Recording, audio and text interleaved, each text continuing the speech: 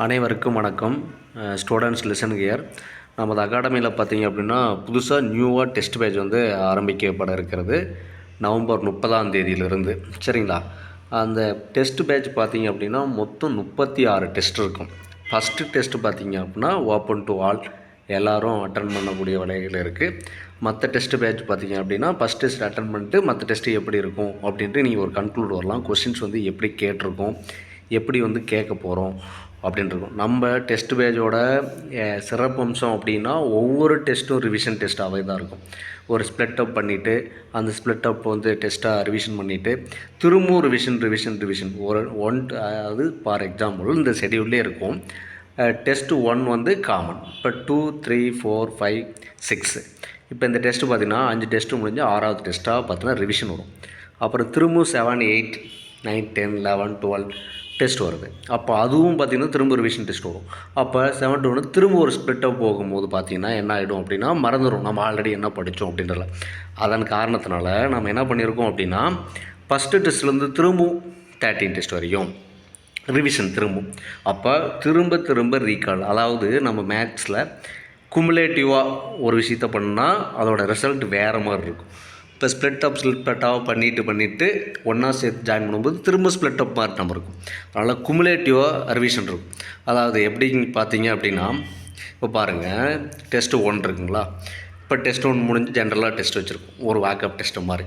Test 2 இப்போ 3, 4 அடுத்து பார்த்திங்கன்னா 5 அடுத்து 6 முடிஞ்சு 7th டெஸ்ட்டில் என்ன ஆகிடுது, அதாவது தேர்வு 2 முதல் 6 வரை திரும்ப ஒரு ரிவிஷன் வைக்கிறோம். இப்போ பாருங்கள் 8, 9, 10, 11, 12 இப்போ பாருங்கள் 8லேருந்து 12 வரைக்கும் பார்த்தீங்கன்னா ரிவிஷன் பண்ணிவிட்டு அடுத்த ஸ்ப்ளிட்டப்புக்கு நம்ம போகாமல் 1லேருந்து திரும்பவும் ஃபஸ்ட்லேருந்து எல்லாத்தையும் திரும்பவும் ரிவிஷன் பண்ண சொல்லியிருக்கு.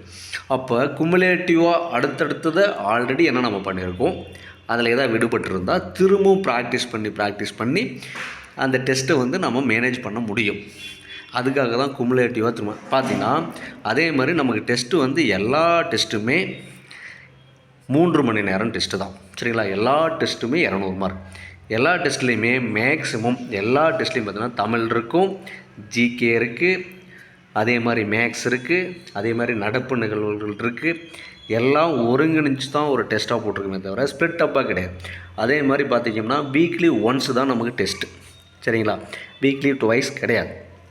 வீக்லி ஒன்ஸ் டெஸ்ட்னும் போது உங்களுக்கு எக்ஸ்ட்ரா ஒரு நாளை நான் கன்வீன் பண்ணி கொடுக்கணும், உங்கள் சென்டர் சார்பாக கன்வீன் பண்ணி கொடுக்கணும் அப்படின்ற அடிப்படையில் தான் எக்ஸ்ட்ரா ஒரு நாள் டெஸ்ட்டு இடையில் வைக்கல. அப்போது ஒரே அதாவது டெஸ்ட்டை 200 மார்க்குக்கும் ஒரே நாளில் நீங்கள் வந்து எப்படி டிஎன்பிசி எக்ஸாம் 3 மணி நேரம் நடக்குதோ அதே அளவு நாம் ப்ராக்டிஸ் பண்ணிக்கிட்டு போக போகிறோம்.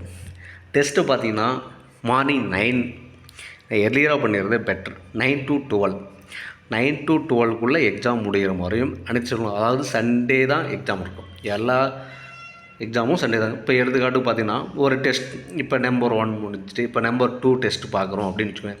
அதில் என்னென்ன சப்ஜெக்ட் கவர் ஆகுது, எதெல்லாம் படிக்க சொல்லியிருக்கோம் அப்படின்னு பார்த்திங்கன்னா இப்போ தமிழ் பாருங்கள், சந்திப்பிலை குறில் நெடில் வேறுபாடு. இது பார்த்திங்கன்னா சிலபஸில் ஒரு ஹெட்டிங், அதை அப்படியே படிச்சிருக்கு. இப்போ 6th 7th சேர்த்தெழுதுக பிரித்தெழுதுக அப்படின்னு கொடுத்துருக்கோம் அப்படின்னா சேர்த்தெழுதுக கொடுத்தது 6லேருந்து 12th வரைக்கும் அப்படியே இருந்துகிட்டே இருக்கும். அப்போ ஒன்றா படிக்கும் போது உங்களுக்கு கொஞ்சம் கஷ்டமாக ஃபீல் பண்ணும் இங்கே அப்படின்ற அடிப்படையில் என்ன பண்ணியிருக்கு அப்படின்னா தனித்தனியாகவும் பிரித்து கொடுத்துருக்கு, சரிங்களா. அதே மாதிரி கலைச்சொல்லும் பார்த்திங்கன்னா தனித்தனியாக. இப்போ திருக்குறளும் பார்த்திங்கன்னா ஒரு டெஸ்ட்டில் 2 அதிகாரம் அப்படின்ற அடிப்படையில் ஸ்ப்ளிட்டப் ஆகுது. பாஸ்டிங்க அப்படின்னா இப்போ தமிழ் பார்த்திங்கன்னா யூனிட் 7ல் ஒரு 2 டாபிக், ஸ்கூல் புக் வைஸாக ஒரு டாபிக், சிலபஸ் வைஸாக 2 டாபிக், இப்படி ஸ்ப்ளிட்டப் பண்ணி தான் கொடுத்துருக்கு.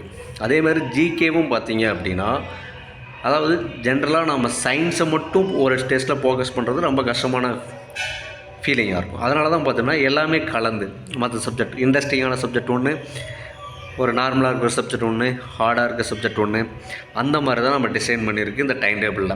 நீங்கள் டைம் டேபிளை கோ த்ரூ பண்ணுங்கள். இதில் இங்கே நம்ம டைம் டேபிளோட சிறப்பம்சமே என்ன அப்படின்னா, குமுலேட்டிவ் ரிவிஷன் பண்ணிடுற, திரும்ப ஃபஸ்ட்டு டெஸ்ட்லேருந்து 12th டெஸ்ட் வரையும் ரிவிஷன் பண்ணி திரும்ப டெஸ்ட் எழுதுறீங்க. ஒரு 18, 19 டெஸ்ட் முடிஞ்சிச்சு அப்படின்னா திரும்ப ரிவிஷன் வரும்போது ஃபஸ்ட்லேருந்து தான் எல்லாத்தையும் திரும்ப ரிவிஷன் பண்ணணும்.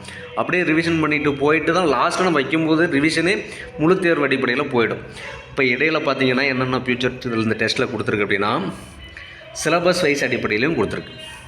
தமிழ் ஸ்கூல் புக் அடிப்படையிலையும் தமிழ் கொடுத்துருக்கு. அந்த தமிழ் ஒரு குறிப்பிட்ட ரேஞ்சு போனதும் திரும்ப திரும்ப திரும்ப ரிவிஷன் டெஸ்ட்டாக முழு டெஸ்ட்டாகவே போய்ட்டுருக்கு. அதே மாதிரி கரண்ட் அஃபேர்ஸும் கிட்டத்தட்ட என்ன பண்ணியிருக்கோம் அப்படின்னா, மே மாதம் ஆரம்பித்து திரும்ப ஏப்ரல், அதாவது மே 2025 ஆரம்பித்து ஏப்ரல் 2025 1 இயர் கரண்ட் அஃபேர்ஸ்க்கு உண்டானதை அப்டேட் பண்ணியிருக்கோம். சரிங்களா?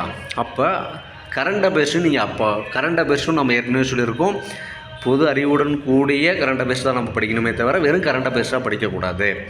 நமக்கு சிலபஸ் ரிலேட்டடான கரண்ட் அஃபேர்ஸ் தான் படிக்கணும் அப்படின்னு சொல்லியிருக்கோம். அந்த மெத்தடில் தான் கொஸ்டின்ஸும் இருக்கும்.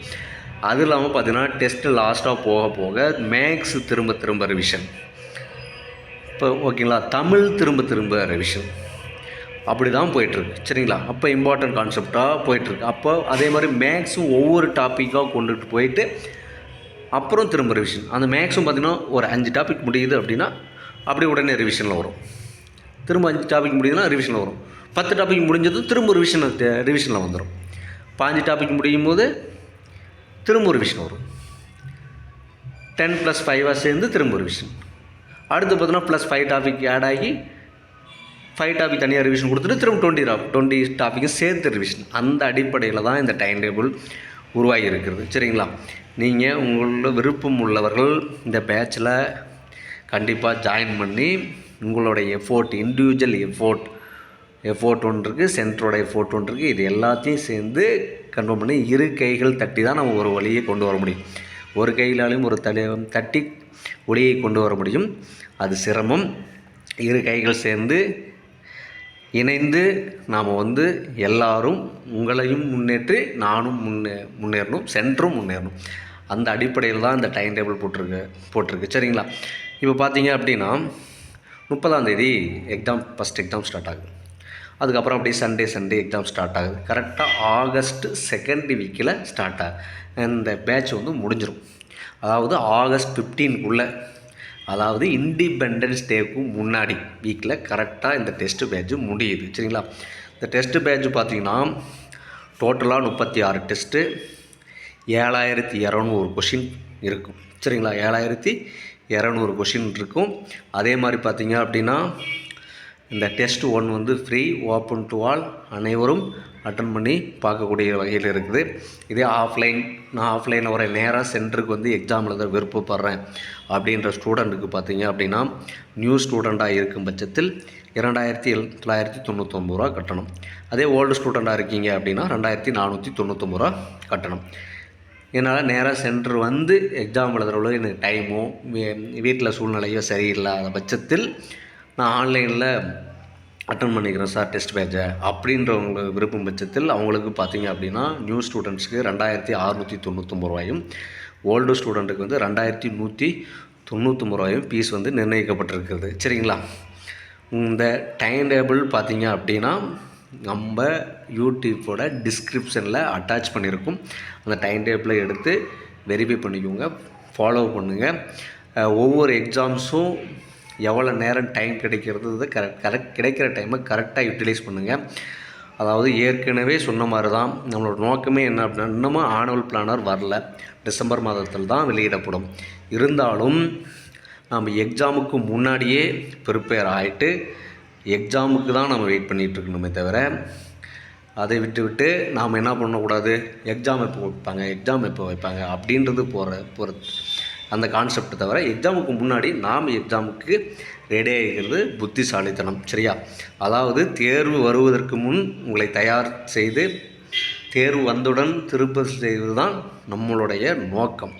சரிங்களா? ஓகேப்பா, தேங்க்யூ.